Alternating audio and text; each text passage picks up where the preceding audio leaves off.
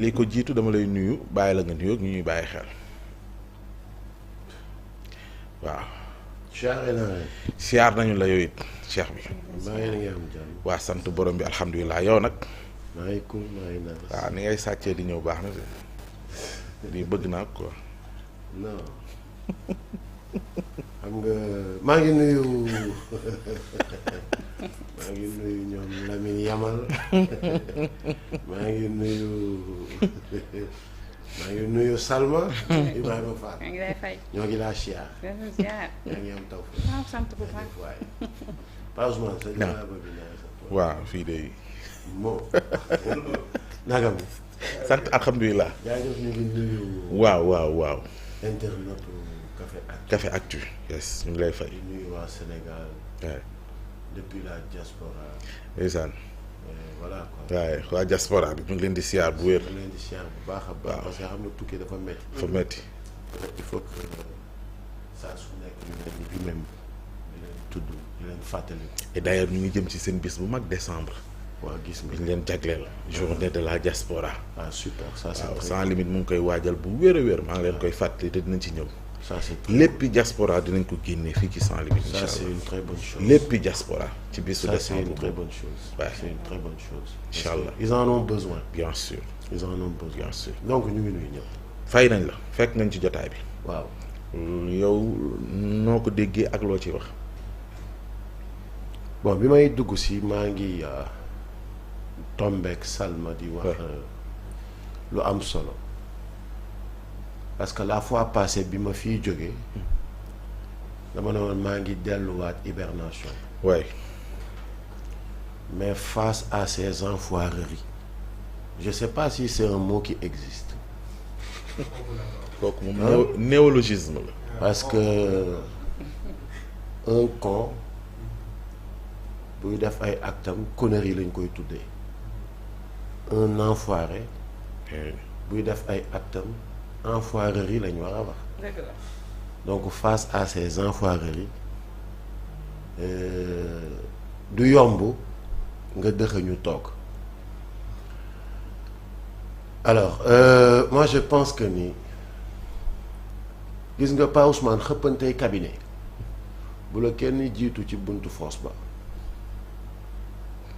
te dafa am loo xamante ni c'est un constat li may wax saa su nekk gis nga ñi nekkoon démb doon saaga Ousmane Sonko doon bañ mu accéder au pouvoir kenn yokkuwu ci kenn wàññikuwu ci ce sont toujours ces mêmes personnes ce sont toujours cette même presse c'est toujours cette même presse xam nga li ñu naan état continuité la état bi mu ñëwee dafa def rupture ci yu bon yëpp yi fi amoon pratique yi fi amoon yëpp mooy une presse alimentaire qui recevait une aide venant de l'État. mooy une presse qui n'avait pas l'habitude de payer ses impôts et ses taxes mooy des gens qui se réclamaient journalistes ou je sais pas quoi alors que c'était des maîtres chanteurs.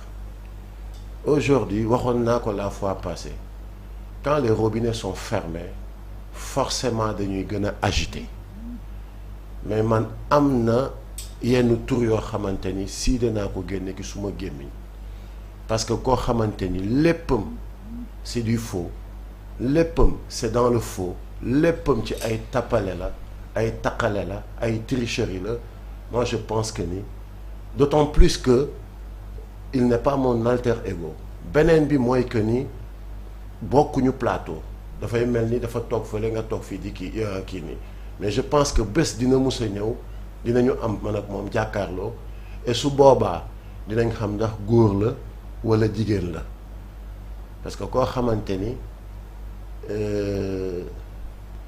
lépp luy xeetu salte mu ngi ci yow mu ngi ci fa nga bokk mais les gens ne le disent pas parce que dañ leen dañ ne rupture. du ko jar sax même ñu koy wax. du ko jar oui du ko jar. parce que dañ ne rupture. il faut qu'on s'élève. merci beaucoup. On vous invite dans un débat de politique, dans un débat de haut niveau, dans un débat de haute facture. Mais bu fekkente ni vous n'avez pas les bagages qu'il faut vraiment il faut aller chercher un autre travail mais bu fekkente ni ki sa àdduna xamuloo ci dara lu dul tappale lu dul toog te micro saaga ñu fay la nga nekk benn larbin quelqu'un qu'on recrute un mercenaire comment après boo retourner yow nga saaga ba pare nga génn jaar ñu jox la benn encaissement nga jàdd ca boutique ba jënd ci nourriture tu amènes ça chez toi tu donnes ça à ta femme de cuisiner nga toogandoo war ko lekk ak say doom te sa yaram du daw déjà foofu la ñàkk nit te commencé kon ku mel noonu dara safu ko il assume que ni moom deret lay dundee il l'assume kon kooku di wax ci moom yàq la mais juste j'invite 2 personnes laay invité ñu am mët lii dara jaru ko ci àdduna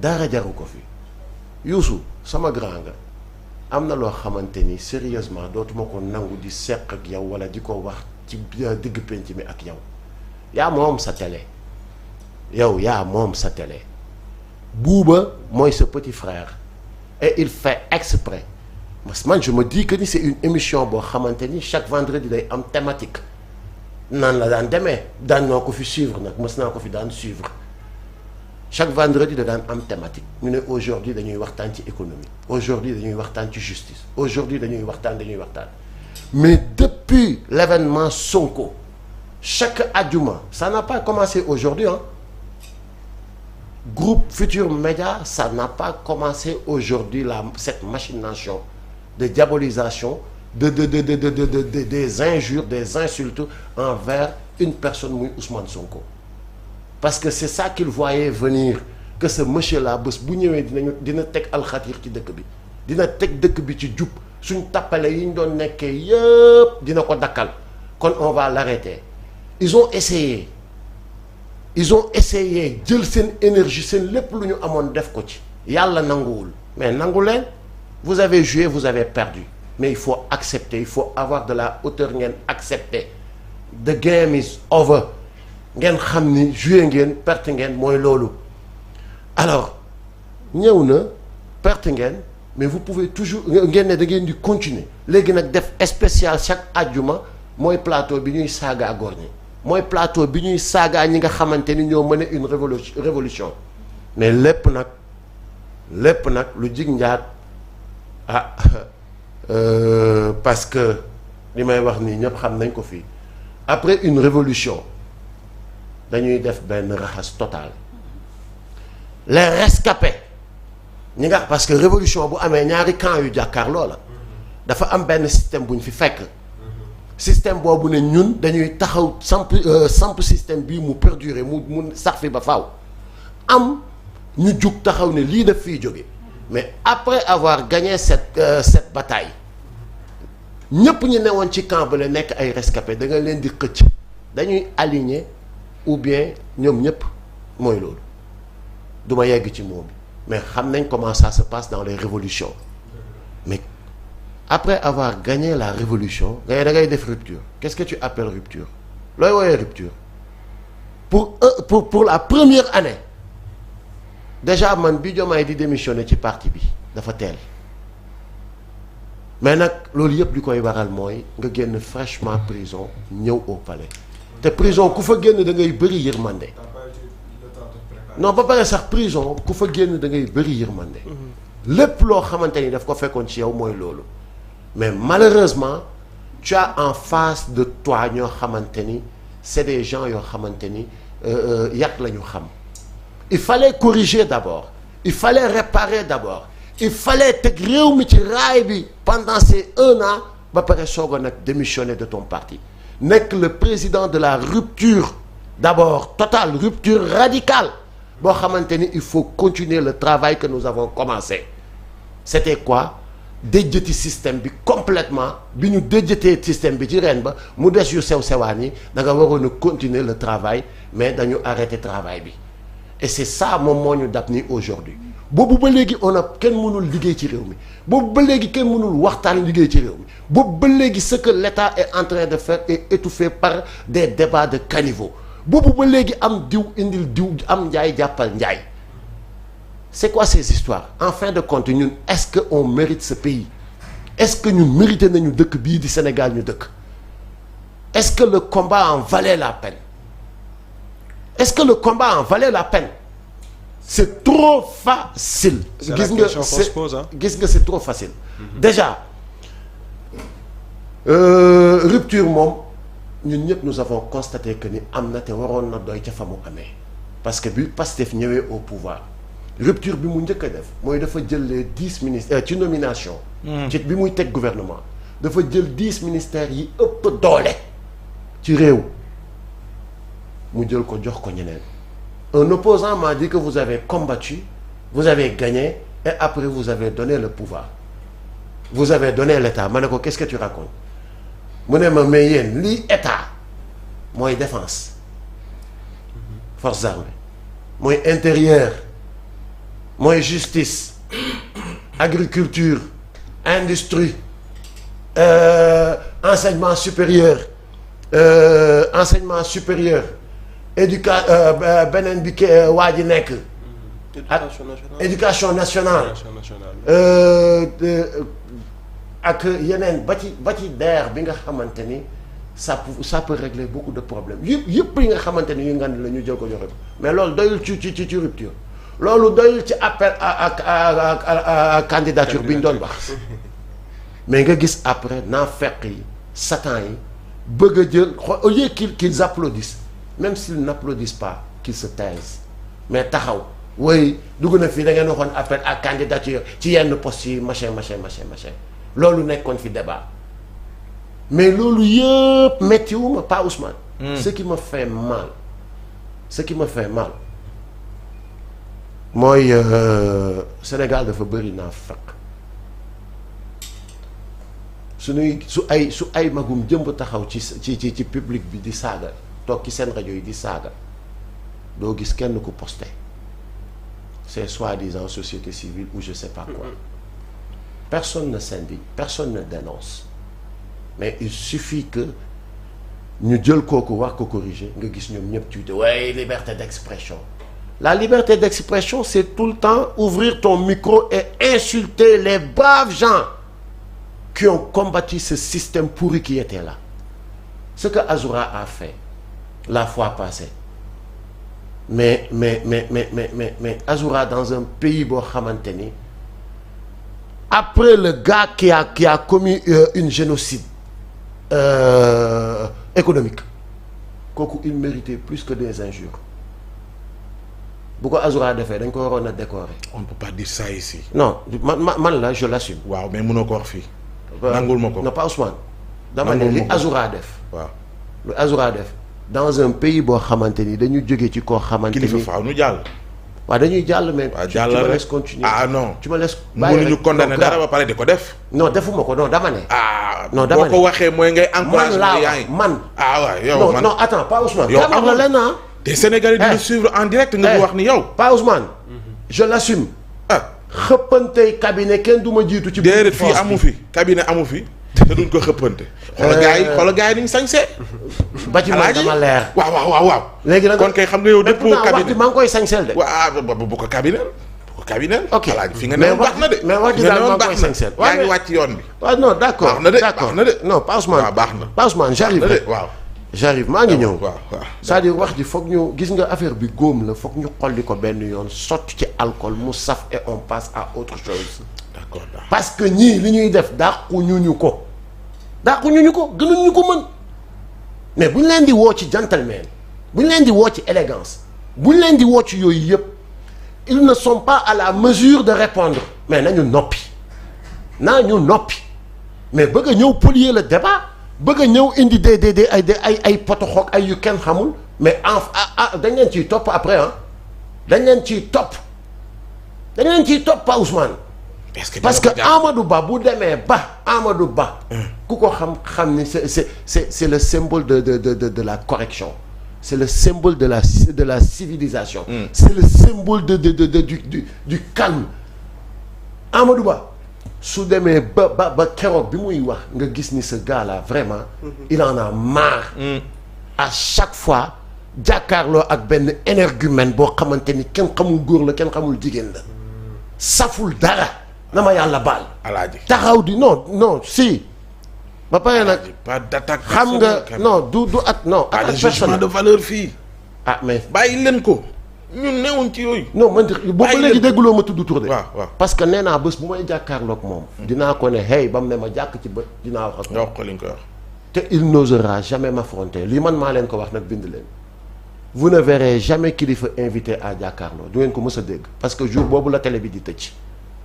parce que la ma bëgg a wax nag foofu laa bëgg a toog waxee ko fa mais xam nañ ni bu ma ñu ko fi doon def ba ma demee ci seen kër ya ñu may leen dama leen ko wax man balaa ma lay duma dama la bëgg a fekk ci sa wetu papa jéggi la yow duma sa papa. nga xam ni man duma sa borom.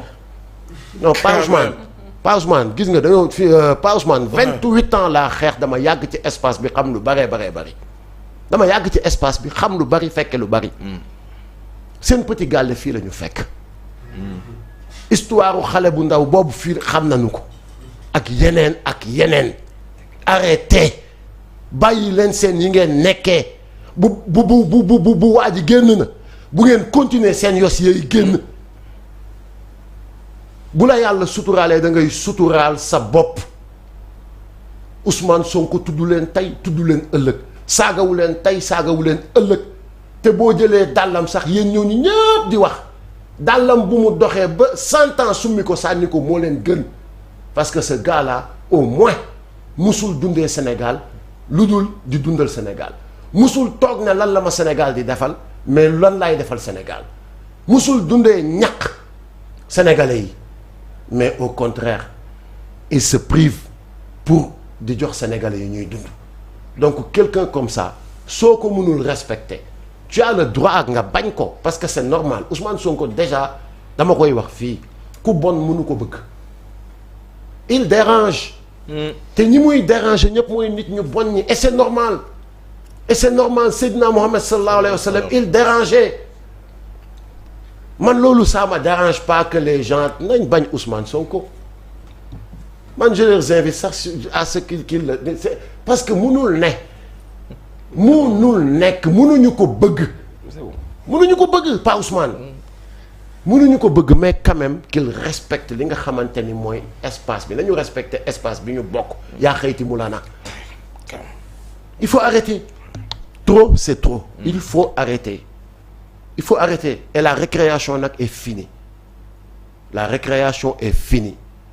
les autorités doivent prendre leurs responsabilités parce que waruñu yegg nag ci di fayonte lii lépp mënoon na ñàkk non pas Ousmane lii lépp mënoon na ñàkk je suis dama mus a xeex pour une démocratie dama mus a xeex pour une liberté de presse dama mus a xeex pour une liberté d'expression mais aussi dama mus a xeex contre injustice et ñii li ñu nekk di def c'est de l'injustice parlons d'économie parlons de politique sociale parlons de santé parlons opposés mais avec des idées opposés teg leen ko ci loo xamante ni xam-xam la vous êtes incapable de participer dans un débat de haute facture à la place qu'est-ce que lan ngeen di def jël benn doomu aadama teg ko chaque fois ci kii bi di ko saaga pour quelle raison il ne le mérite pas ñoom ci ñi koy def sax mérité wuñ ko à plus forte raison koo xamante ni il s'est donné pour le Sénégal doy na Ousmane Sonko ayatollah la donc un ayatollah dañ ko war a teg ci place u ayatollah c'est quoi ces histoires Pas Ousmane, tu me connais bien. Oui, bien sûr. Tu me connais. L'autre jour, je discutais avec un ami. muy wax il est de l'APR. man awma xaar ma yàlla maay ki nga xamante ni je fréquente tout le monde awma kii fii la far kële fële la far kenn du ma choisiral kii laay fréquenter wala kële mu ne ma noo gengse bi xàmmeetuma la quoi yaay défendre état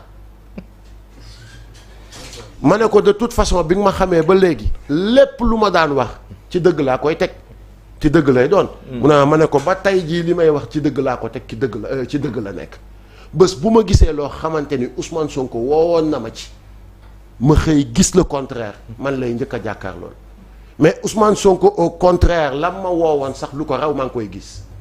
lu ko raw maa ngi koy gis. lu ko raw maa ngi koy gis pas Ousmane.